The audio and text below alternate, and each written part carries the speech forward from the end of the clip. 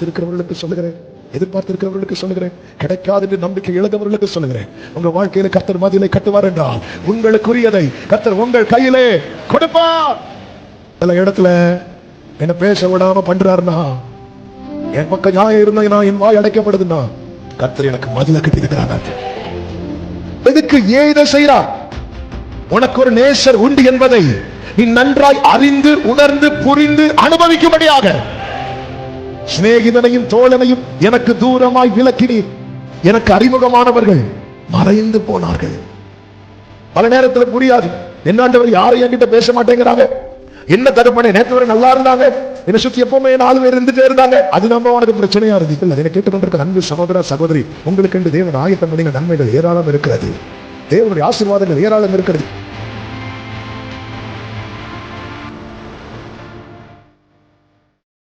ஆமென். ஒரு விஷயம் கூட கைகளை உயர்த்தி ஹல்லேலூயா.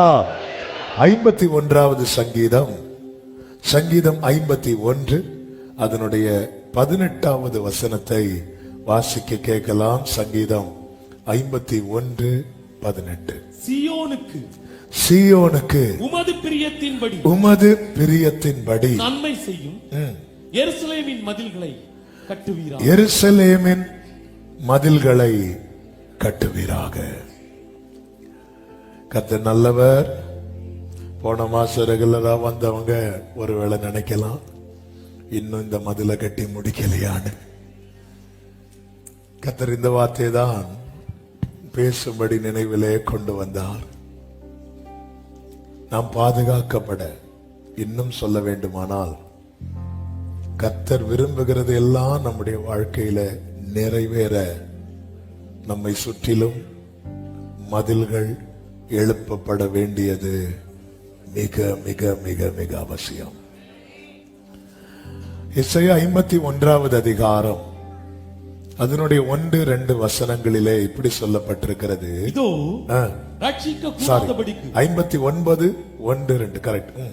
இதோ ரட்சிக்க கூடாதபடிக்கு கர்த்தருடைய கை குறுகி போகவும் இல்லை. ரட்சிக்க கூடாதபடிக்கு கர்த்தருடைய கை குறுகி போகவும் இல்லை. கேட்க கூடாதபடிக்கு கேட்க கூடாதபடிக்கு செவி மந்தமாகவும் இல்லை. உங்கள் அக்கிரமங்களே உங்கள் அக்கிரமங்களே உங்களுக்கும் உங்கள் தேவனுக்கும் நடுவாக உங்கள் தேவனுக்கும் நடுவாக பிரிவினை உண்டாக்குகிறது. உங்கள் பாவங்களே அவர் உங்களுக்கு செவி கொடாதபடிக்கு அவருடைய முகத்தை உங்களுக்கு மறைக்கிறது. இந்த அக்கிரமம் பாவம் ஏன் உள்ள வந்து இப்படி மூடிக்கொள்ளுகிறது என்றால் பாதுகாப்பு இல்லாததுனால. பாதுகாப்பு இல்லாத இடத்துல வெள்ளம் பெருக்கெடுத்து எல்லாவற்றையும் நாசமாக்கிவிடும். இந்த பாதுகாப்பு என்பது ரொம்ப முக்கியம். நம்ம என்ன நினைச்சிட்டு இருக்கிறோம்? ஆண்டவர் எனக்கு செவி கொடுக்கல, ஆண்டவர் எனக்கு ஒண்ணுமே செய்யல. ஆண்டவர் சொல்லுகிறார், என் கை நல்லா தான் இருக்கு, என் செவிக்கும் பிரச்சனை இல்லை. பிரச்சனை எங்க இருக்கு தெரியுமா? நீ எது நடுவில் இருக்கிற? என் பாதுகாப்புக்குள்ள இருக்கிறையா, நீ பாவத்துக்குள்ள இருக்கிறாயா? அதுதான் கர்த்தர் சொல்லுகிறார். பாபிலோன் குமாரத்தின் இடத்தில் குடியிருக்கிற சீயோனை, நீ உன்னை விடுவித்துக்கொள், பிற்பாடு மகிமை உண்டாகும் என்று கர்த்தர் சொல்லுகிறார். நம்முடைய வாழ்க்கையில தேவன் அநேக காரியங்களை செய்யும்படி திட்டம் வைத்திருக்கிறார். அவருடைய நினைவுகள் என்பது பூமிக்கு வானம் எவ்வளவு உயரமா இருக்கிறதோ அப்படி இருக்கிறது. அதை வர்ணிக்கவே முடியாது, அது சொல்லி தீராது. நம்மை குறித்து யாருக்குமே இப்படி நினைக்க முடியாது. நம்முடைய தகுதியை வைத்து, நம்முடைய திறமையை வைத்து, நம்முடைய படிப்பை வைத்து, நம்முடைய தோற்றத்தை வைத்து மனிதன் ஒவ்வொரு விதத்துல நம்மை நினைத்து வைக்கிறான். ஆனால் தேவன் அப்படி அல்ல. நாம் தோன்றும் முன்னமே நம்மை குறித்த காரியத்தை எல்லாம் கர்த்தர் ஏற்கனவே எழுதி வைத்து, அவருடைய நினைவே மேலதான் இருக்கும். அவருடைய நினைவே மேலதான் இருக்கும். அதனாலதான் சொல்லுகிறார், நீ நினைக்கிறது படி அல்ல நான் நினைப்பது. நீ என்னை நோக்கி கூப்பிட்டு பாரு, உனக்கு தெரியும். நீ என்னை நோக்கி கூப்பிடும் போது நான் உன்கிட்ட பேசுவேன் தெரியுமா, நான் உனக்கு நிறைய காரியத்தை சொல்லுவேன் தெரியுமா. அது எல்லாமே நீ அறியாததும் உனக்கு எட்டாததுமாய் தான் இருக்கும். நீ இதுவரை அப்படி அறிந்திருக்கவே மாட்டேன். நான் அப்படிதான் உன்கிட்ட பேசிட்டு இருக்கிறேன். அதனாலதான் கிதியோனாகட்டும் சவுலாகட்டும் வார்த்தைகள் வரும்போது, நீங்க என்கிட்ட இதை சொல்றீங்களா அப்படின்னு கேட்பாங்க. இந்த பெரிய வார்த்தையில என்கிட்ட ஏன் சொல்லிட்டு இருக்கிறீங்க? நமக்கே புரியாது. இஸ்ரவேலின் அபேட்சை யாரை நோக்கி இருக்கிறது? ஒன்னதானே சொல்லும் போது சவுல் சொல்லுகிறான், என்னையா நீங்க ஆள் மாத்தி எதுவும் பேசிட்டு இருக்கிறீங்க? நானே காணாம போன கழுதையை தேடி வந்திருக்கிறேன். கர்த்தர் நல்லவர். நீ என்னை நோக்கி கூப்பிட்டு பாரு, என்னை நோக்கி கூப்பிடு, அப்போ நான் உனக்கு ஒரு உத்தரவு கொடுப்பேன் தெரியுமா? அந்த உத்தரவு என்பது நீ அறியாததும் உனக்கு எட்டாததுமா இருக்கும். தேவன் அப்படி நினைத்து வைத்திருக்கிறார். ஆனா அவர் நினைத்தது மாதிரி நம்முடைய வாழ்க்கையில் செய்ய முடியாத அளவுக்கு நம்முடைய வாழ்வின் பாதுகாப்பு மதில்கள் இடிக்கப்பட்டு அந்நியருடைய உட்புகுதல் இருந்து நன்மைகளை எல்லாம் சத்துரு பறித்து கொண்டு போகிறார். எனவேதான் தாவீது ஜெபிக்கிறார், சீயோனுக்கு உமது பிரியத்தின்படி நன்மை செய்யும், எருசலேமின் மதில்களை கட்டுவீராக. கர்த்தர் நம்மோடு கூட பேசுவாராக. அவர் இந்த மதிலை கட்டுவதினால் என்னெல்லாம் உண்டாகும் தெரியுமா? முதலாவது அந்த 6வது வசனத்திலிருந்து 7வது வசனத்தின் முதற் பகுதியை சேர்த்து வாசிக்கலாம். ஆகையால் இதோ நான் உன் வழியை முள்ளுகளினால் அடைப்பேன், அவள் தன் பாதைகளை கண்டுபிடிக்க கூடாதபடிக்கு மதிலை எழுப்புவேன். மதிலை எழுப்புவேன். அவள் தன் நேசர்களை, இந்த வேர்டை கவனிங்க, அவள் தன் நேசர்களை பின்தொடர்ந்தும் அவர்களை சேருவதில்லை, அவர்களை தேடியும் கண்டுபிடிப்பதில்லை. கர்த்தர் இந்த மதிலை எழுப்பும் போது என்ன உண்டாகும் தெரியுமா? முதல்ல நாம் தடுக்கப்படுவோம். சிம்பிளா சொல்லணும்னா நிறைய கான்டாக்ட் கட் ஆகும். அநேகரை நம்மை சேர விட மாட்டார், நம்மையும் சிலரை சேர விட மாட்டார். அவர் எழுப்பின மதில 7 தலைமுறை சுத்தினாலும் விழாது. நல்ல கவனிங்க, சிலரை நம்மை விட்டு விலக்குவார், நம்மை சிலரை விட்டு விலக்குவார்.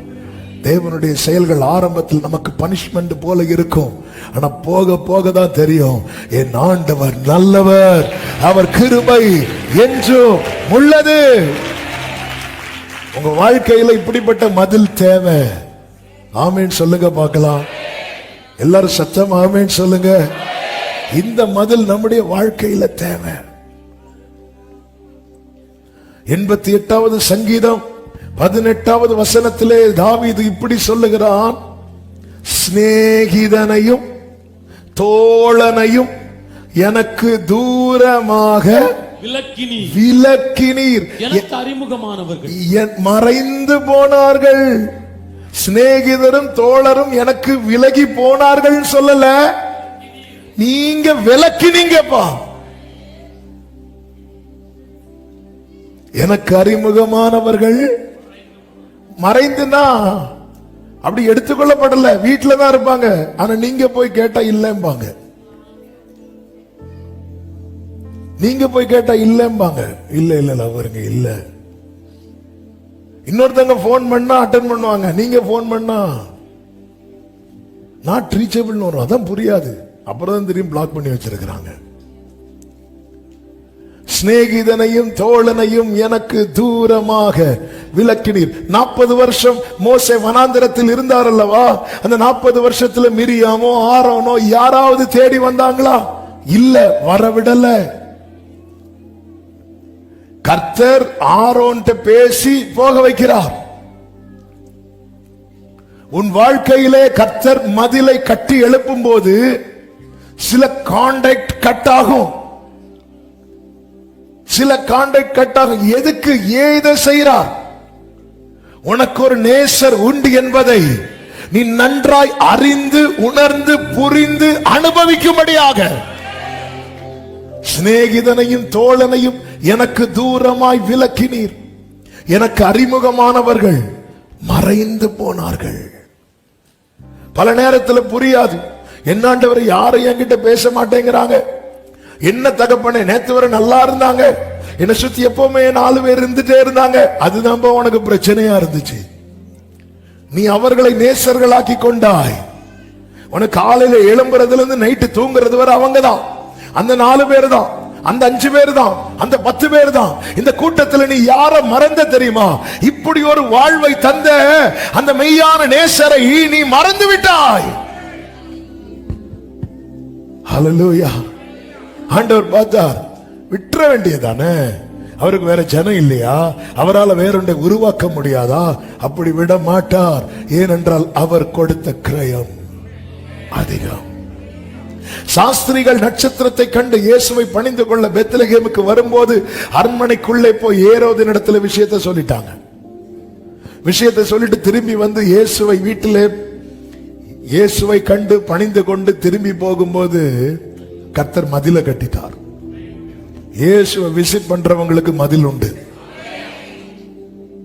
மதில கட்டிட்டார், வான் பண்றார், போகாத, அவங்கிட்ட போகாத, ஏரோது கான்டாக்ட் உனக்கு வேண்டாம்.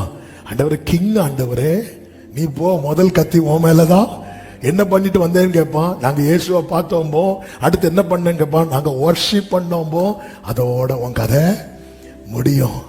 போகாத, அந்த கான்டாக்ட் வேண்டாம். ஆண்டவரே, இந்த பட்டணத்துக்கே அவர் ராஜா, ஆண்டவரை வேண்டாம். மதில கட்டிட்டாரு, மதில கட்டிட்டாரு. திருப்பி போ, திருப்பி போ. ஆமென். ஆண்டவர் சில மதிலை கட்ட விரும்புகிறார். ஹல்லேலூயா. உன்னுடைய ஆராதனை அர்த்தம் உள்ளதாக வேண்டுமானால், உன்னுடைய ஜீவியம் அர்த்தம் உள்ளதாக வேண்டுமானால், உன் வாழ்க்கையில கர்த்தர் சில மதிலை கட்ட விரும்புகிறார். இப்ப ஆண்டவர் கேட்கிறார், மதில் கட்டவான்னு கேட்கிறார். எத்தனை பேர் கட்டுங்கப்பான்னு சொல்றீங்க? ஆமென். சிலருக்கு பக்கு பக்குன்னு இருக்கு. ஹல்லேலூயா. ஆமென். ஹல்லேலூயா. நல்லா புரிஞ்சுக்கோங்க. ஏன் ஆண்டவர் இதை செய்யறார் தெரியுமா? கர்த்தர் தந்ததை இன்னொரு ஆள் தந்ததா நம்ம சொல்லும் போது அந்த இடத்துல கர்த்தரால தாங்க முடியாது. எனவேதான் ஓசியா 2:12 சொல்லப்பட்டிருக்கிறது, என் நேசர்கள் எனக்கு கொடுத்த பணயம் என்று அவள் சொன்ன அவளுடைய திராட்சை செடிகளையும் அவளுடைய அத்தி மரங்களையும் நான் பாழாக்கி அவைகளை காடாய் போக பண்ணுவேன். பாத்தீங்களா? கர்த்தர் தந்தத இது இன்னார் தந்தது அன்னார் தந்ததுன்னு சொன்னா கர்த்தருடைய கை அதற்கு அகைன்ஸ்டா இருக்கும். ஏன் அநேகருக்கு ஆரம்பம் நன்றா இருந்து அதன் பிறகு சொல்லிக்க முடியாமல் போனதற்கு காரணம் என்ன தெரியுமா? ஆமென். அதாவது உதவும்படி நிறைய பேரை கர்த்தர் கொண்டு வருவாருங்க. அதிகாரிகளை கொண்டு வருவார், உயர் பதவியில. இதெல்லாம் கர்த்தருடைய செயல். அதான் கர்த்தருடைய செயலை பார்க்கணும். ஆண்டவரே, நீங்க தானப்பா ஃபேவர் பண்றீங்க. சிறைச்சாலை தலைவன் கண்களிலே யோசேப்புக்கு தயை கிடைக்க பண்ணினார். இது யார் செய்றார்? கர்த்தர் செய்றார். போர்த்திபாரின் கண்ணில் யோசேப்புக்கு தயை கிடைக்க பண்ணினார். செய்யறது யாரு? கர்த்தர் செய்றார். இந்த வெளிச்சம் இருந்ததுனாலதான் போர்த்திபாரின் மனைவி அழைத்த போது யோசேப்பு தட்டி விட்டுட்டு ஓடுனான். இல்ல, எனக்கு போர்த்திபாரால தான் எனக்கு இந்த மேன்மை கிடைச்சதுன்னு அவன் நினைச்சிருப்பான், அவன் அட்ஜஸ்ட் பண்ணிருப்பான். ரெண்டுக்கும் வித்தியாசம் தெரியுதா? இதுதான். இந்த வீட்டுல என்ன மேனேஜரா வச்சது யாரு அப்படின்னா போர்த்திபாரின் வீட்டுல. அப்ப ஓனர் யாரு? போர்த்திபார் தான். ஆனா இந்த வீட்டுல நான் உயர்த்தப்பட்டதுக்கு காரணமா இருந்தது இந்த போர்த்திபாரோ போர்த்திபாரின் மனைவியோ அல்ல, கர்த்தர். இந்த வெளிச்சம் அவனுக்கு இருந்ததுனாலதான் போர்த்திபாரின் மனைவி அவனை தப்பு பண்ண அழைத்த போது அவன் தட்டி விட்டு ஓடினான். இல்ல, இவரால தான். ஒருவேளை நான் ஓகே சொல்லலைன்னா நாளைக்கு எனக்கு வேலை போயிருமே அப்படி மட்டும் அவன் நினைச்சிருப்பான் வைங்களேன். இன்னைக்கு இப்படிதான் அநேக காரியத்தில் அநேகர் அட்ஜஸ்ட் பண்ணி நேசரை மறந்து விலகி போய் தங்கள் வாழ்க்கையை பாழாக்கி கொண்டிருக்கிறார்கள். ஆவியானவர் சபைகளுக்கு சொல்லுகிறதை காதுள்ளவன் கேட்க கடவன். அது இப்படி பண்ணாதான் முதலாளிக்கு பிடிக்கும், அது இப்படி பண்ணாதான் மேனேஜருக்கு பிடிக்கும், அது அப்படி பண்ணாதான் பிடிக்கும். நல்ல புரிந்து கொள்ளுங்கள், எல்லா அதிகாரங்களுக்கும் மேலானவரை தான் நாம் ஆராதித்துக் கொண்டிருக்கிறோம். ஒருவரை பிரியப்படுத்த நீ ஒன்றை செய்யும் போது அந்த செயல் உன் நேசரை துக்கப்படுத்துமானால் அந்த செயலினால் உனக்கு ஆசீர்வாதம் வராது, அந்த செயலினால் உனக்கு ஆபத்து தான் வரும். ஆமென். யார் யார் இல்ல? மோர்தேக்காய் பாருங்க, உலக பிரகாரமா பார்த்தா ஆமான் எங்க, மோர்தேக்காய் எங்க? எல்லாரும் ஆமான வணங்கும் போது பாரு, நான் வேணா எழுப்பி நிக்கிறேன், வணங்க மாட்டேன். மோர்தேக்காய் வணங்க மாட்டான். வர்ஷிப் அது ஆண்டவருக்கு தான். அது யாராக இருந்தாலும் சரி. ஆரம்பத்தில் ஸ்ட்ரகிள் பண்ண ரொம்ப கஷ்டப்பட்டான். ஆனா பின்னாட்களில மாமான் கையில் இருந்த ராஜாவின் மோதிரம் இப்ப மோர்தெக்காயின் கையில கொடுக்கப்படுகிறது. என் ஆண்டவர் எல்லாவற்றையும் பார்த்துவிட்டு சும்மா இருக்கிறவர் அல்ல. அதனாலதான் ஆண்டவர் மதிலை கட்டுவேன் என்கிறார். நம்முடைய வாழ்க்கையில் ஆண்டவரே நேசரை தேடுவதற்கு பதிலாக நான் நேசர்களை தேட ஆரம்பிக்கிறேன் என்றால் என்னுடைய ஜெபம் எதுவா இருக்க வேண்டும் தெரியுமா? ஆண்டவரே மதிலை கட்டுங்கப்பா. நீர் நியமித்த பாதையில் நடக்காமல் நான் ஒரு பாதையை தெரிந்தெடுத்து பயணிப்பேன் என்றால் ஆண்டவர் நீர் மதிலை கட்டுவீராக. அதாவது சில பாதையில மதிலை கட்டுகிறார், சில பாதையில என்ன கட்டின வைக்கிறாரா? முள்ளுகளால். ஏன்னா அவருக்கு தெரியும் இவன் எந்த மதிலையும் எத்தி சாடக்கூடியவன். இந்த ஆளு யாரு? மதில் மதில் மதில் தாண்டவர், மதில் சாடுகிறவன். ஆமென். சில சின்ன வயசுல எக்ஸ்பர்ட்டா இருப்பாங்க, வீட்டுக்குள்ள அடைச்சி வைக்கிற மாதிரி இருக்கும், ஆளை காணாது. அதனால பார்த்தா நீ ரொம்ப கொதிப்பிய, என்ன ஆண்டவர் அங்க வச்சிருக்கிறீங்க? முள்ளு, வா வா ஆண்டவரே, நான் இப்போ சாடுவேன். சாடு சாடு சாடுவோம். அடுத்த ஃப்ரைடே ஃபாஸ்டிங் பிரேயர் ரிக்வெஸ்ட் வந்திருக்கும். ஒருவர் மதில் சாடி முள்ளுகளுக்குள் விழுந்து எல்லாரும் ஜெபம் பண்ணுவோம். அதனாலதான் சில பாதைகளை அவர் முள்ளுகளால் அங்க போகவே முடியாது. இப்போ இப்படி அடைச்சிட்டு இப்போ எனக்கு முன்னாடி எந்த பாதை தான் இருக்கு தெரியுமா? அவர் நியமித்த பாதை. என் ஜனமாகிய குமாரத்தியை நான் வேறு எந்த பிரகாரம் நடத்துவேன் என்று கர்த்தர் கேட்கிறார். தேவனால் நாம் தடுக்கப்படுகிறோம் என்றால் நம்ம சேஃப் சோனுக்குள்ள இருக்கிறோம் அர்த்தம்.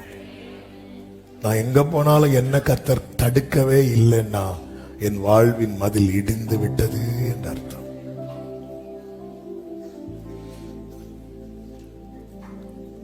ஆண்டவரே மதில கட்டுங்க. ஹல்லேலூயா. எங்கு செல்ல வேண்டும் வழி நடத்தும் உம் விருப்பம் இல்லாத உம் விருப்பம் ஆமென்.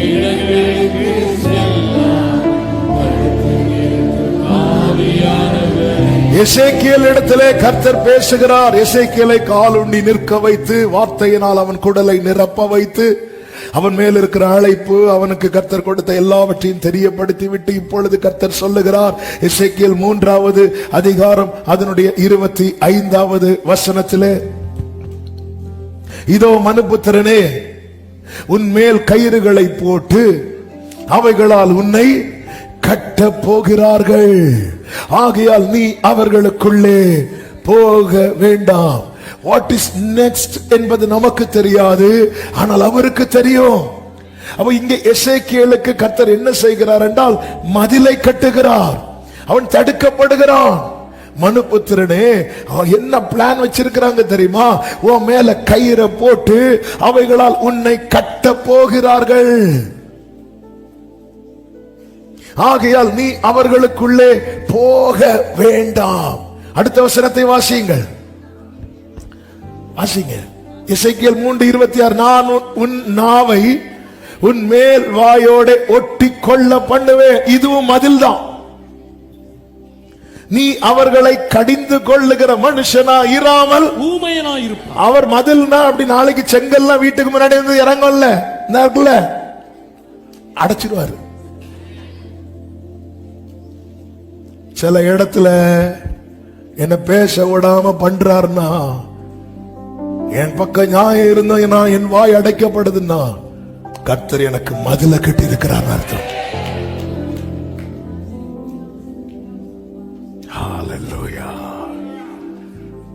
நீ அவர்களை கடிந்து கொள்ளுகிற மனுஷனாயிராமல் ஊமையனாயிருப்பாய். அவர்கள் கலக விட்டார். 27வது வசனம். நான் உன்னோட பேசும்போது வாயை திறப்பேன், உன் வாயை திறப்பேன். அப்பொழுது கர்த்தராகிய ஆண்டவர் இன்னதை உரைத்தார் என்று அவர்களோட சொல்வாய். கேட்கிறவன் கேட்கட்டும், கேளாதவன் கேளாதிருக்கட்டும். அவர்கள் கலக விட்டார். முந்தின வசனத்தில் என்ன சொல்லப்பட்டிருக்கிறது? அவர்கள், நீ சும்மா இருந்தாலும் அவங்க யாருதான்? கலக விட்டார். நீ பேசினாலும் அவங்க யாருதான்? அப்ப அவங்கள மாத்தவே முடியாது. நீ மாறு. நம்ம என்ன நினைக்கிறது தெரியுமா? 4 வார்த்தை பேசினா ஒண்ணு இல்ல, கலக வீட்டார் தான். அவங்களெல்லாம் மாத்த முடியாது. அப்ப நாம தான் மாறணும். என்ன மாறணும்? ஆண்டவரே பேசவா? ஆண்டவரே நான் சும்மாவே இருக்கேன், பேசு. உன் நாவை மேல் வாயோட ஒட்டிக்கொள்ள பண்ணுவேன். அதுதான் தாவீது ஜெபிக்கிறான், என் வாய்க்கு காவல் வையும். அவர்கள் கலக விட்டார். நீ ஊமையானார், அவர்கள் கலக விட்டார். நீ பேசு, அவர்கள் கலக விட்டார். இந்த இடத்துல அப்படி போக்கஸ் யார் மேல இருக்கு தெரியுமா? கலக வீட்டார் மேல அல்ல, அவருடையவன் மேல. நீ சேஃபா இருக்கணும் எசேக்கியேலே, நீ பாதுகாப்பா இருக்கணும் எசேக்கியேலே. உன் ஆத்துமா முக்கியம், உன் வாழ்க்கை முக்கியம். அவங்க பேசுறது போல நீயும் பேசுறேன்னா நீ அந்த கூட்டத்தில் ஆயிருவ. நீ அவங்க பேசுறது போல பேசக்கூடாது. நான் உன்கிட்ட பேசும்போது உன் வாயை திறப்பேன். அதாவது என்கிட்ட பேசிட்டு நீ பேசுனா உன் வாயில என் வார்த்தை வரும். வேற யார்கிட்டயோ பேசிட்டு பேசுனா நம்ம வாயில அவங்க வார்த்தையை போட்டுருவாங்க. ஒருத்தங்களை பத்தி இன்னொருத்தங்க கிட்ட மணிக்கு ஒரு கணக்கா பேசிட்டே இருக்கிறோம். திடீர்னு நம்ம போறோம், அந்த பர்சன் கூட அந்த பர்சனை எதிர்கொண்டு வராங்க. அப்ப நம்ம வாயில எந்த வார்த்தை வரும் தெரியுமா? அந்த ஆள்கிட்ட பேசிட்டு இருந்தோம்ல, அந்த ஆள் சொல்லிட்டே இருப்பாங்க, அவங்க இப்படி பண்ணாங்க, இவங்க இப்படி பண்ணாங்க, அவங்க அப்படி சொன்னாங்க. அது நம்ம கேட்டுட்டே இருப்போம். ஆமேன் ஆமேன் ஆமேன் கேட்டுட்டே இருக்கும்போது அந்த ஆள் வரும்போது, உங்களை பத்தி எனக்கு தெரியாதா? நீங்க இப்படி பண்ணவங்க தானே, நீங்க இப்படி செஞ்சவங்க தானே. போட்டது யாரு? ஆனா அவர்கிட்ட பேசிட்டு இருக்கும்போது அவர் வார்த்தையை போட்டுட்டே இருப்பார். அந்த பர்சன் எதிரா வந்தாலும், ஹல்லேலூயா, உங்களை சபிக்கிறவர்களை நீங்கள் ஆசீர்வதியுங்கள். தேவ பிள்ளையே, நமக்கு மதில் ரொம்ப முக்கியம். மதில் ரொம்ப முக்கியம். இயேசு கிறிஸ்து நேற்று இரவு சாட்டர்டே வர்ஷிப்ல இயேசு கிறிஸ்துவுக்கு மேல் அநேக குற்றச்சாட்டுகளை வைத்தார்கள். அவரோ பேசாம நிற்கிறார். அவர்கிட்ட பதில் இல்லாததுனால அல்ல, இங்க நான் பேச வேண்டாம்.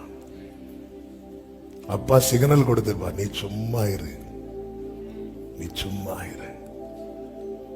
ஒரு குற்றம் செய்யாதவர் மேலேயே அநேக குற்றச்சாட்டுகளை சூழ்ந்திருக்கிறவர்கள் வைப்பார்கள் என்றால் நாம் எல்லாம் எம்மாத்திரம். மதில். அதனாலதான் ஆண்டவர் சிலரை நம்மை விட்டு செப்பரேட் பண்ணுவார், நம்மை சிலரை விட்டு செப்பரேட் பண்ணுவார். இது கொஞ்சம் பெயின்ஃபுல்லா தான் இருக்கும். பட் இந்த மதில் நமக்கு அவசியம். இரண்டாவதாக, இந்த மதில் கட்டப்படுவதனால் உண்டாகிற அடுத்த மேன்மை என்ன தெரியுமா? அதே ஓசியா 2வது அதிகாரத்தின் 7வது வசனத்தை வாசியுங்கள். அப்பொழுது அவள், நான் என் முந்தின புருஷனிடத்துக்கு திரும்பி நான் என் முந்தின 2வது பகுதி, நான் என் முந்தின புருஷனிடத்துக்கு திரும்பி போவேன், இப்பொழுது இருக்கிறதை பார்க்கலாம். அப்பொழுது எனக்கு நன்மையா இருந்தது என்பார். மதில் கட்டப்படும் போது அடுத்து என்ன உண்டாகும் தெரியுமா? நேசரை குறித்த மேன்மையான நினைவுகள் உண்டாகும். அதுவரைக்கும் அவளுக்கு யார மறந்துட்டா தெரியுமா? இயேசுவ மறந்துட்டா. சபை யார மறந்துட்டு தெரியுமா? இயேசுவ மறந்துட்டு. நாங்க சண்டே ஸ்கூல் படிக்கும் போது சண்டே ஸ்கூல் ஆனிவர்சரிக்கு ஒரு ஸ்கிட் பண்ணோம். அந்த ஸ்கிட்ல என்ன எப்படின்னா, வீட்டுல இருக்கிற பெரியவருக்கு பர்த்டே, தாத்தாவுக்கு பர்த்டே, பிள்ளைங்க பேர பிள்ளைங்க எல்லாரும் வெளியூர்ல இருந்து வர்றது மாதிரி ஸ்கிட். அந்த ஸ்கிட்ல வந்து அப்படி இப்படிலாம் பண்ணிட்டு கடைசியில் ஓகே கேக் கட் பண்ணலான்னு சொல்லிட்டு கேக்கெல்லாம் எடுத்து வச்சு ஹாப்பி பர்த்டே பாடலான் இருக்கும் போதுதான் ஒரு பேர பிள்ளை சொல்றான், தாத்தா எங்க? கொண்டாட்டத்துல எல்லாம் வச்சுட்டு எதை மறந்துட்டோம் தெரியுமா? தாத்தாவை. எதுக்கு அது ஸ்கிட் மாட்டோம்னா, கிறிஸ்துமஸ்ங்கிற பேர்ல என்னெல்லாமோ செய்யறோம், ஆனா உண்மையில யாரை மறந்துட்டோம்? கிறிஸ்துமஸ்ல இருக்கிற கிரைஸ்ட மறந்துட்டோம். பாருங்க, சாத்தானுடைய தந்திரத்தை பாத்தீங்களா? அதுல இருக்கிற கிறிஸ்துமஸ்ல இருக்கிற கிரைஸ்ட தூக்கிட்டு அதுல எக்ஸ்ன்னு வேற போட்டு, என்ன மஸ், இதான் உலகம். இதே போலதான் நன்மைகள் வர வர வர, எல்லை பெருக பெருக பெருக, ஆசீர்வாதங்கள் கொட்ட கொட்ட கொட்ட காரணமானவரை மறந்துட்டோம். இவள் அப்படி மறந்துட்டா. ஆனா மதில் கட்டப்பட்டு இப்போ ரீச் பண்ண மற்றவர்களை ரீச் பண்ண முடியாம இருக்கும்போது இவ யாரு நினைக்கிறா தெரியுமா? என்னுடைய ஆரம்பத்துல என் கூட ஒருத்தர் இருந்தா. தோளில் இருந்து உயர்த்தினீர், தூக்கி என்னை நிறுத்தினீர், துதித்து பாட வைத்தீர். அல்லேலூயா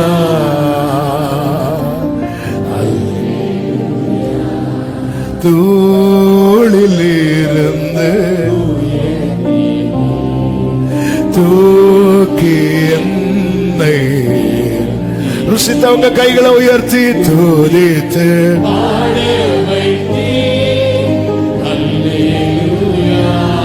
ஆமென். நல்ல கவனமா கேளுங்க. நேசரை குறித்த நினைவு நமக்கு எப்பெல்லாம் வருது? ஆண்டவரே உம்முடைய ஆவிக்கு மறைவா நான் எங்க போவேங்கிறார் தாவீது. அப்படின்னு நான் எங்க போனாலும் என் நினைவுல நீங்க தானப்பா வந்துட்டு இருக்கிறீங்க. சரி கொஞ்சம் ஒதுங்கி இருப்போம். சும்மா சும்மா வந்து டார்ச்சர் பண்ணிட்டு இருக்கிறார் நினைவுல. ஒதுங்க முடியல. நான் பாதாளத்துல படுக்கை போட்டாலும் அங்கே உமது கை என்ன பிடிக்கும். சுலேமியால் சொல்றா, நீங்க அவர்கிட்ட போய் சொல்லுங்க, நான் நேசத்தால் சோகம் அடைந்திருக்கிறேன். Love sick, love sick. இயேசுவின் மேல இருக்கிற அன்புனால சிக்கா இருக்கிறோமா? நமக்கு சிக்கானாலதான் எல்லா லவ்வும் வருது. ஆண்டவரே என்ன மட்டும் எழுப்பி விடுவீர்னா நான் அப்படி செய்வேன். வேண்டாம் கடை நமக்கு. அதாவது நம்ம 4 பேர் ஒதுக்கி தள்ளும் போதுதான் இயேசுவே ஆண்டவர் பாப்பார். பாடாத, இந்த உலகை வெறுத்து உம்மோடு இணைந்திட. ஏன் வீட்டுல சண்டை ஏதோ சொல்லி ஆள்டு இங்க வந்தோன்னு எனக்கு ஆண்டவரே உண்மை விட்டா. திரும்பி வீட்டுக்கு போகும்போது மகளே வா, மருமகளே வா, மகனே வா, மருமகனே வானதும் நேசரை காணும். நேசரங்க ஆண்டவரே அடுத்த வருஷம் பார்ப்போம். பாய்.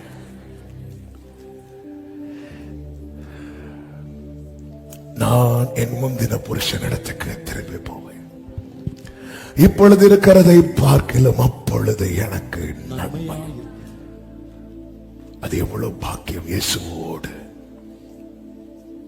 அன்னைக்கு நமக்கு ஒண்ணுமே கிடையாது, எதுவுமே இல்லை. அவருடைய பிரசன்னத்துல வந்து இருக்கும்போது எல்லாம் இருக்கிறவர்களை விட ஒரு நிறைவு நம்ம இருதயத்தில் இருந்தது. எல்லாம் இருக்கிறவர்களை விட ஒரு நிறைவு நம்ம இருதயத்தில் இருந்தது.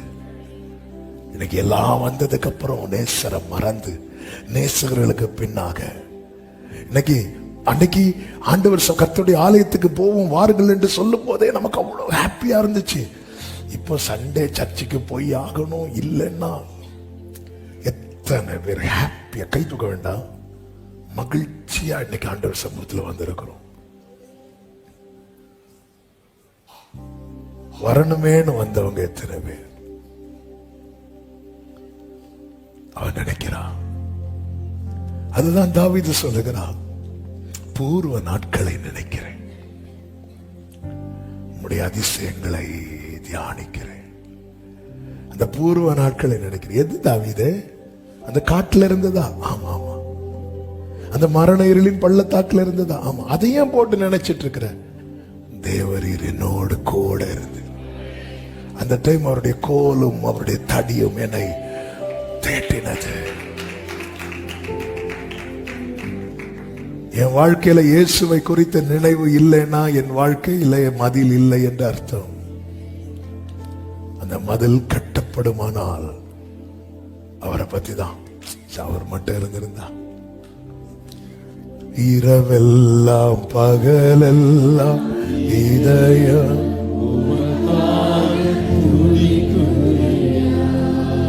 நினைவெல்லாம் பேச்செல்லாம் பிரியமானவர்களே, இந்த வேர்டை எத்தனை பேர் எப்படி எடுத்துக்கிறீங்கன்னு தெரியல. ஒரு நாளைக்கு எத்தனை தடவை இயேசுவை நினைக்கிறோம். ஒரு நாளைக்கு 24 மணி நேரத்துல 4 மணிக்கு ஒரு தூங்குறோம், 6 மணிக்கு ஒரு தூங்குறோம், 8 மணிக்கு ஒரு தூங்குறோம், சிலர் 12 மணிக்கு ஒரு தூங்குறாங்க. கர்த்தர் அவர்களை ஆசீர்வதிக்கட்டும். எழும்பி செய்யும் போது, செயல்படும் போது நம்ம நினைவுல நிறைய நபர்கள் கிராஸ் ஆவாங்க. நிறைய பேர் நமக்கு பிடிச்சவங்க நம்ம நினைவுல வருவாங்க, பிடிக்காதவங்க அடிக்கடி வருவாங்க. கனவுல ஃபுல்லா அவங்க தான் வந்து நிப்பாங்க. நாளைக்கு மேனேஜர்கிட்ட இந்த ஃபைலை வைக்கணுமா, மேனேஜர் கனவுல வந்து நிப்பாரு. இன்னைக்கே ஃபைலை வாங்கிட்டு போறதுக்கு. சரி, நம்ம நினைவுல நிறைய பேர் வந்து போவாங்க. அப்படி நம்ம நினைவில் அதிகமாய் நம்முடைய நினைவுகள் தேடுகிற நபர் யார்? சில கேட்பாங்கல்ல, இப்படி இருக்கும்போது நீங்க என்ன நினைச்சீங்களா?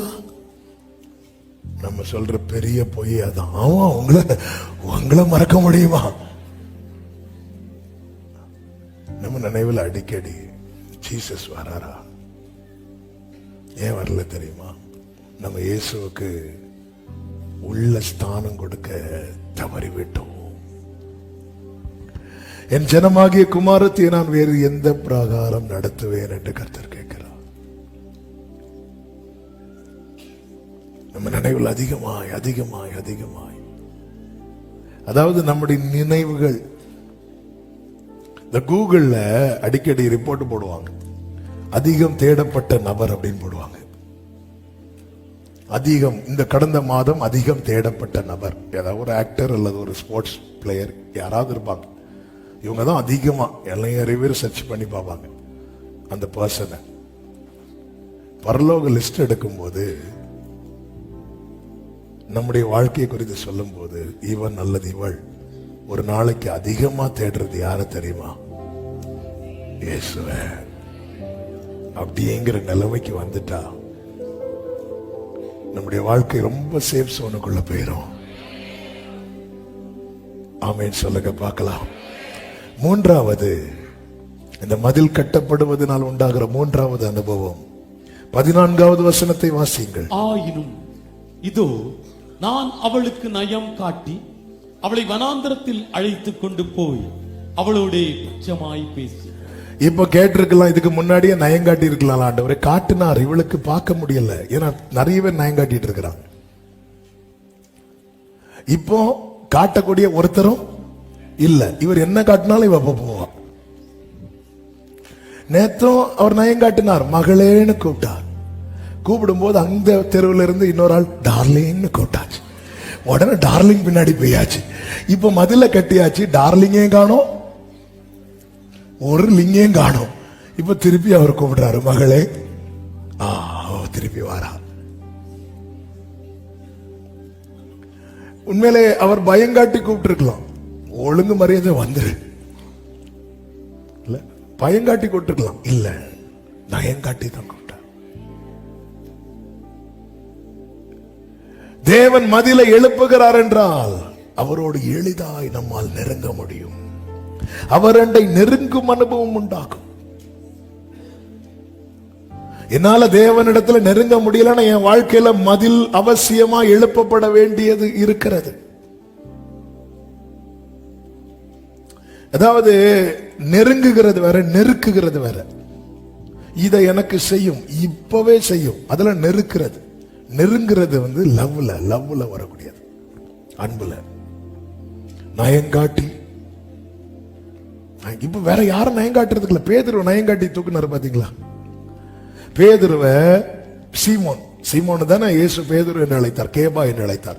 சீமோனுடைய சகோதரன் அந்திரையா சீமோனை இயேசுவின் இடத்துல அழைத்து கொண்டு வருகிறான். இதான் ஃபர்ஸ்ட் விசிட், இயேசுவை சந்திக்கிறது. யோவான் 1வது அதிகாரம் எடுக்க வேண்டாம், 40, 41, 42 வசனங்களை பார்க்கும் போது இருக்கும். சீமோன் வரும்போதே இயேசு சொல்லிட்டார், கேபா அப்படின்ட்டார். இதான் பேதுரு அப்படின்ட்டார். ஆமீன் போட்டு போயிட்டார். போயிட்டு மீன் பிடிக்க போனார். ஆண்டவர் பார்த்தார், வேலைக்கு ஆகாது, மதில போட்ட. பேதுரு இங்க வலை போட்டா மீன் இங்க போகும், பேதுரு இங்க வலை போட்டா மீன். சில நேரத்தில் நமக்கு புரியவே புரியாதுல்ல. நாம ஒண்ணு செய்வோம், நடக்காது.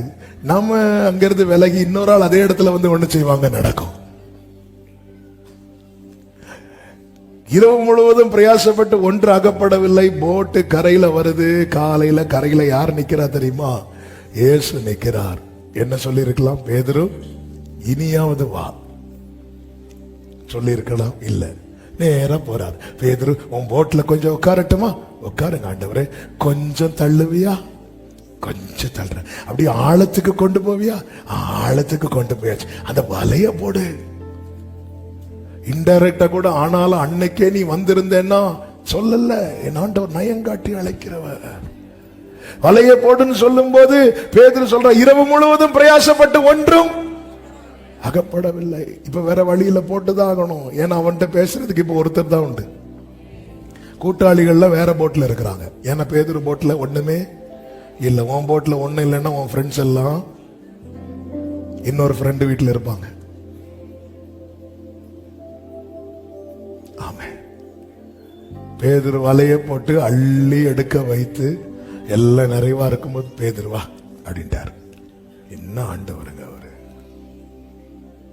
எதற்குமே உதவாத என்னை தேடி வந்து எட்டாத உயரத்திலே நயங்காட்டி அழைத்து பட்சமாய் பேசுகிறார். இந்த மதில் எழுப்புறதுனால இன்னும் 2 காரியத்தை சொல்லி ஜெபிக்க விரும்புகிறேன். 4வதாக என்ன செய்கிறார் தெரியுமா? 15வது வசனம். அவ்விடத்திலிருந்து அவளுக்கு அவளுடைய பட்சத்தோட்டங்களையும் நம்பிக்கையின் வாசலாக ஆகோரின் பள்ளத்தாக்கையும் கொடுப்பேன்.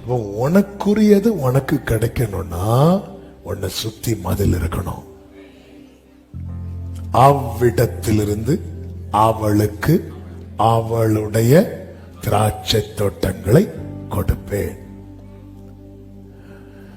ஒரு குழந்தை பிறக்கிறதுக்கு முன்னாடியே வீட்டுல சொத்து உள்ளவங்க எல்லாம் சொல்லுவாங்க, இந்த வீடு இந்த பிள்ளைக்கு தான், இந்த நிலம் இந்த பிள்ளைக்கு தான், எல்லாம் ரைட்டு தான்.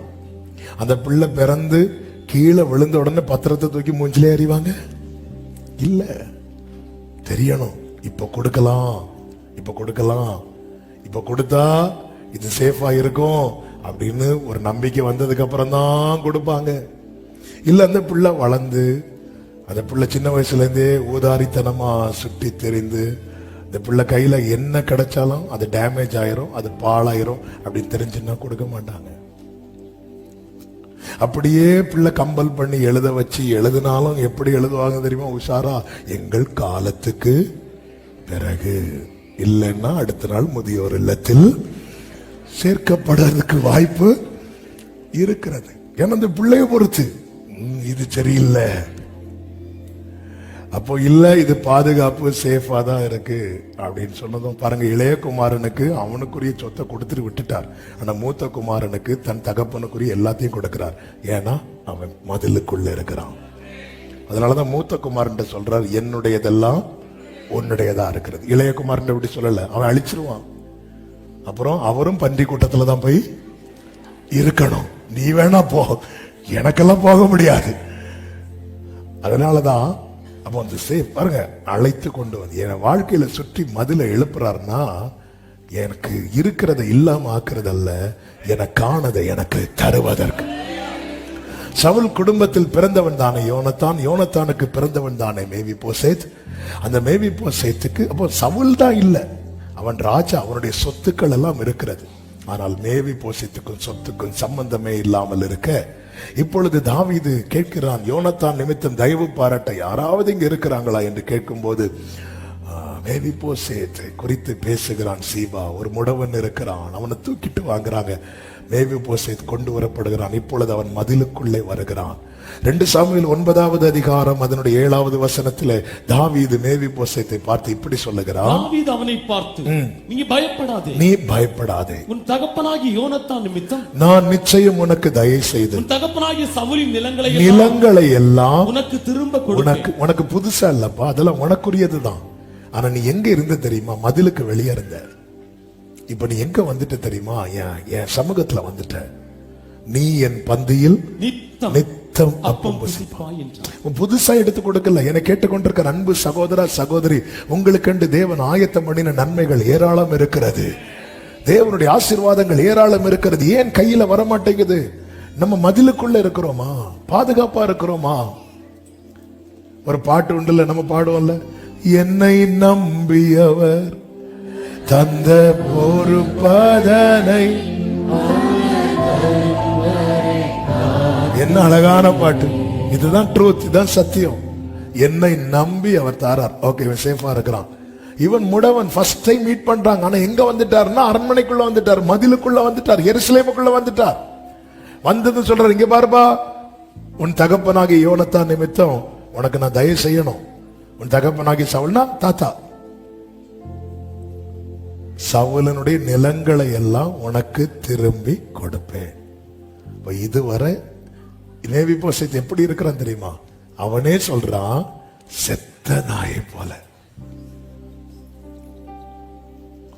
அவனுக்கு சொத்து இருக்கு, எல்லாம் இருக்கு, ஆனா எப்படி இருக்கிறான் தெரியுமா?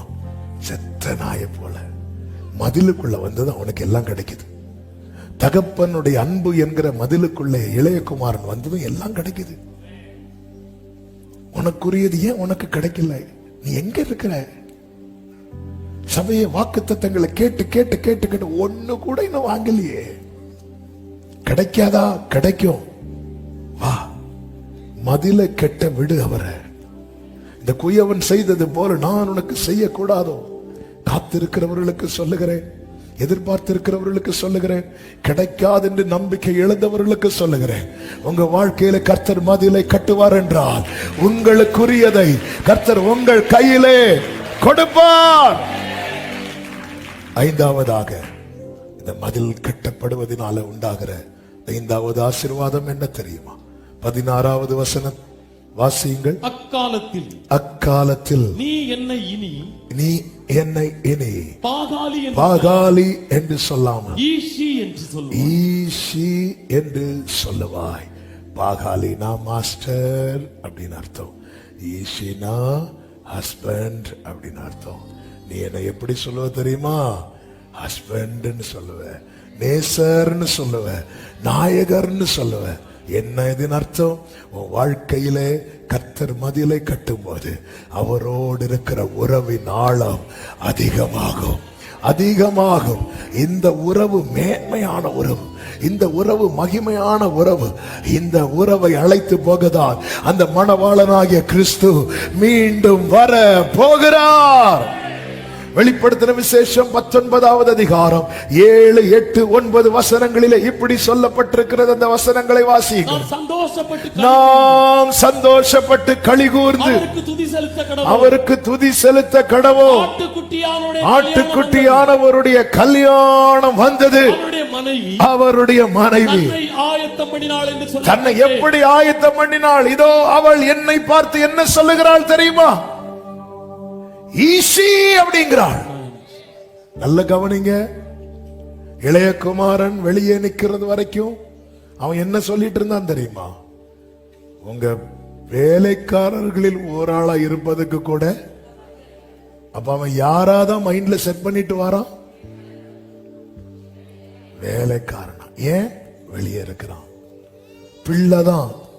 பிள்ளையா இருந்தாலும் நீ பாவத்துல இருக்கிறது வரைக்கும் ஒன்னால அப்படி நினைக்க கூட முடியாது. இதுதான் ட்ரூத். சும்மா கூட்டத்துல நம்ம நேசர் மணவாளன் சொல்லுவோம். மனதார அப்படி சொல்லணும்னா அதுக்கு ஆழமான உறவு வேணும், ஆழமான உறவு வேணும். எத்தனை குடும்பங்களில் பெயரளவுல மட்டும் உறவுகள் இருக்கு. பெயரளவுல பேருக்கு ஒரு ஹஸ்பண்ட், பேருக்கு ஒரு மனைவி, பேருக்கு எல்லாம் பேருக்கு. ஏன்னா ஆழமான அந்த உறவு இல்ல. அவருடையவன் அவருடையவள் என்று சொல்லிக் கொள்ளுகிறோம், ஆனா ஆழமான உறவு இல்லை. ஏன்னா நமக்கு மனசுல பல நேசர்கள் ஓடிக்கொண்டிருக்கிறார்கள் அல்லவா? ஆண்டவர் அடைக்கிறார். நான் காட்டி இழுத்து கொண்டு வந்து பட்சமாய் பேசி அவ்விடத்தில் அவளுக்குரியதை கொடுக்கும் போதுதான் அந்த ரியல் லவ், அந்த மெய்யான தெய்வீக அன்பை இவ பார்க்கிறா. பார்த்ததும் சொல்றா, மை ஹஸ்பண்ட் அப்படிங்கிறா. வேதம் சொல்லுகிறது அதே 2:17 பாகால்களுடைய நாமங்களை அவள் வாயிலிருந்து அச்சு போக பண்ணுவேன். இனி அவைகளின் பெயரை சொல்லி அவைகளை நினைக்கிற நினைப்பும் இல்லாமற் போகும். இனி அவைகளின் பெயரை சொல்லி நினைக்கிற நினைப்பும் அநேகர் திரும்ப திரும்ப விழுறதுக்கு காரணம் பலவிதமான நினைவுகள். தேவனோடு உள்ள உறவு ஸ்ட்ராங் ஆயிட்டுன்னா தேவையில்லாத நினைவெல்லாம் கிளியர் ஆயிரும். ஆண்டவர் சொல்லுகிறார் 19-20 வசனங்கள், நித்திய விவாகத்துக்கென்று உன்னை எனக்கு நியமித்துக் கொள்வேன். நீதியும் நியாயமும் கிருபையும் உருக்க இரக்கமுமாய் உன்னை எனக்கு நியமித்துக் கொள்வேன். கைகளை உயர்த்தி ஆமென் சொல்லுங்க பார்க்கலாம். அடுத்த வார்த்தையில சொல்றாரு, உண்மையாய் உன்னை எனக்கு நியமித்துக் கொள்வேன். ஏங்க அவர் என்னைக்குங்க போய் சொல்லி இருக்கிறாரு, ஆனாலும் சொல்லிட்டு சொல்றாரு, ஏய் உண்மையா. இதுதான் ஆட்டுக்குட்டியானவருடைய கல்யாணம். அவருடைய தோழர்களாகிய ஆபிரகாம், ஈசாக்கு, யாக்கோபு முதல் யோவான் ஸ்நானன் வரை பக்கத்தில் நின்று பார்க்கிறாங்க. யார் இந்த மணவாட்டி, யார் இவள்? பார்க்கும் போதுதான் இவர் நேசர் என்று சொல்லிக் கொண்டு வனாந்திரத்தில் தன் நேசர் மேல் சாய்ந்து கொண்டு வருகிறாள். என கேட்டுக்கொண்டிருக்கிற அன்பு சகோதரா சகோதரி, நம்மை தேவன் அழைத்தது ஒரு நாள் சந்தோஷத்திற்கு அல்ல, நித்திய மகிழ்ச்சிக்கென்று, நித்திய விவாகத்துக்கென்று, நித்திய வாழ்வுக்கென்று அழைத்திருக்கிறார். எனவே ஒரு தேவ பிள்ளை வாழ்க்கையில என்ன கேட்கணும் தெரியுமா? மதில கட்டுங்கப்பா, மதில கட்டுங்கப்பா. எல்லாரும் எழுந்து நிற்கலாம் ஆண்டவர் சமூகத்துல. கர்த்தர் நல்லவர். நீரே போதும் வேறே வேண்டாம் எந்த நண்பரே சுவே, மண்ணுக்காக மாணிக்கத்தை வெறும் மண்ணுக்காக. இது எத்தனை பாக்கியம், இது எத்தனை மேன்மை. நித்திய விவாகத்துக்கென்று தேவன் நம்மை நியமித்திருக்கிறார். உண்மையாய் உன்னை எனக்கு நியமித்துக் கொள்வேன். இந்த பூமியிலே தேவ ஜனமே, நம்ம ஆண்டவர் சமூகத்தில் ஒரு நாள் சந்தோஷத்துக்காக வரக்கூடாது. மனிதன் ஒரு நாள் சந்தோஷத்துக்காக என்னெல்லாமோ செலவழிக்கிறான், என்னெல்லாமோ பண்றான். ஒரு நாள் வாழ்வை இன்பம் என்று ஒரே ஒரு நாளுக்காக. இந்தியாவில் ஒரு ஒரு ஒரு பெரிய ஒரு பணக்காரருடைய மகனுடைய திருமணம் நடந்தது. அந்த ஒரு நாளுக்காக என்னெல்லாமோ பண்ணாங்க, இல்ல என்னெல்லாமோ பண்ணாங்க. ஆண்டவர் என்னையும் உங்களை அழைத்தது ஒரு நாளுக்காக அல்ல, தலைமுறை தலைமுறையாய், 1000 வருடமாய் அவருடையவனாய் அவருடையவளாய் இருக்கும்படி. இதுக்கு நமக்கு என்ன தேவை தெரியுமா? ஒரு மதில் கட்டப்படணும். எத்தனை பேர் உண்மையா சொல்லுவீங்க? நீரே போதும்,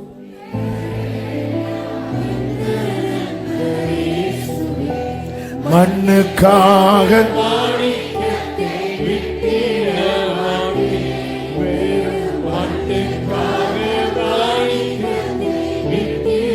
இதை ஒரு அறிக்கையாக, இது ஒரு நம்பிக்கையின் விசுவாசத்தின் சாட்சியின் அறிக்கையாக சொல்லி பாடி நாம ஜெபிக்கலாமா?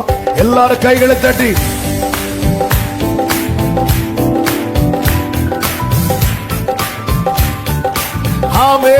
ஆமென். இயேசுவை போல அழகுள்ளோ ஆமென் இதுவரை கண்டதில்லை. இயேசுவை போல் யாரும் இல்லை பூமி இதுவரை கண்டதில்லை. ஆமென். இயேசுவை போல் அழகுள்ளோம். பூரண அளவுள்ளவரே, நீரை போதும் வேறே வேண்டாம். ஆமென். மண்ணுக்காக மாணிக்கத்தை விட்டிட மாட்டேன், மண்ணுக்காக மாணிக்கத்தை. பூரண அளவுள்ளவர், நீரை போதும் வேறே வேண்டாம். ஓ ரபலபதுட ரபலம சந்தரப கரம ரீமமமரோ லரியாந்தனரே ரீடா ஹந்த ரகலரே ரீமமமரா எருசலேமின் மதில்களை கட்டுவீராக, எருசலேமின் மதில்களை கட்டுவீராக. ஓ எருசலேமின் மதில்களை கட்டுவீராக. உம்முடைய ஜனங்கள் ஒரு நித்திய விவாகத்துக்கு நியமிக்கப்பட்டவர்களாக காணப்பட எருசலேம் மதில்களை கட்டுவீராக, கட்டுவீராக, கட்டுவீராக, கட்டுவீராக, கட்டுவீராக, கட்டுவீராக.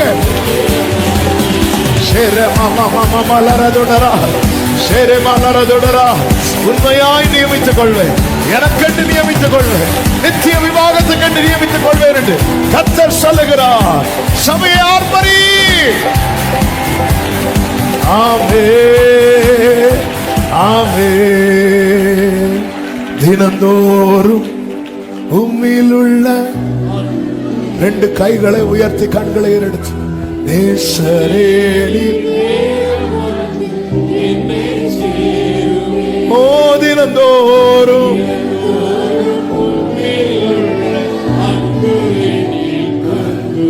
நேசரே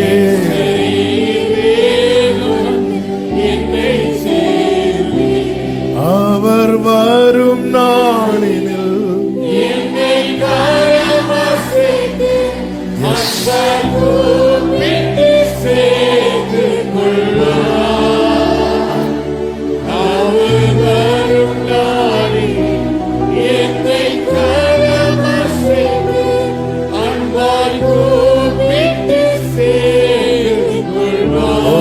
சமூகமதில் அங்கே பாடி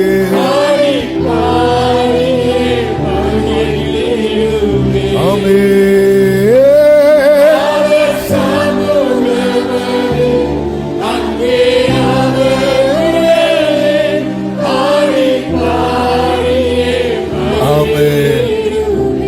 பிரியமானவர்களே, ஆண்டவர் எதை செய்தாலும் நம்முடைய நாளைக்காக தான் செய்கிறார்.